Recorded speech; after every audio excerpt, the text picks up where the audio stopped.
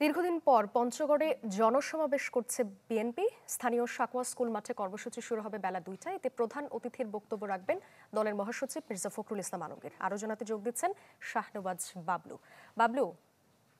Electra refrigerator, খাবার তাজা তো জীবন তাজা। ইলেকট্রা, ফ্রিজের রাজা।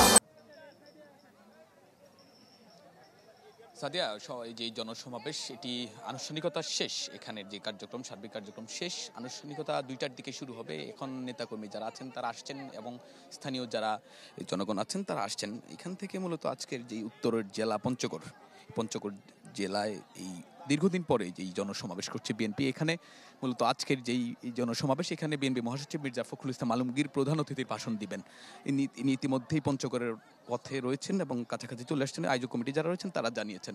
তো আজকের এই যে জনসমাবেশ মূলত হচ্ছে সাম্য, সম্প্রীতি এবং মানবিক বাংলাদেশ বিনির্মাণের যেই প্রতিশ্রুতি ছিল জুলাই আগস্ট গণঅভ্যুত্থানে, সেই প্রতিশ্রুতিকে বাস্তবায়ন করতেই মূলত আজকের এই জনসমাবেশ করছে বিএনপি। স্থানীয় বিএনপি বিশেষ করে এই পার্শ্ববর্তী জেলা, সীমান্তবর্তী জেলা যে পঞ্চগড়ে, পার্শ্ববর্তী দেশ, বিশেষ করে 5 আগস্টের পরে বাংলাদেশকে নিয়ে যে বাংলাদেশের সম্প্রীতি বিনষ্ট হচ্ছে, বাংলাদেশের সংখ্যালঘুরা নির্যাতিত হচ্ছে, যে কথাগুলো বলছে মূলত এর প্রতিবাদ স্বরূপ মূলত আজকের এই জনসভার আয়োজন করছে বিএনপি।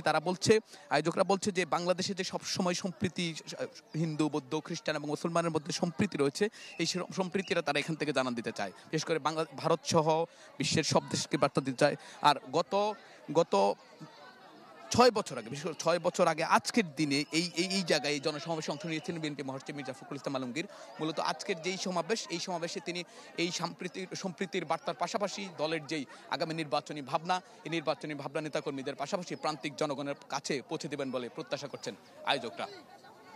বাবলু, আপনাকে ধন্যবাদ। সহকর্মী শাহনেওয়াজ বাবলু যুক্ত ছিলেন পঞ্চগড় থেকে।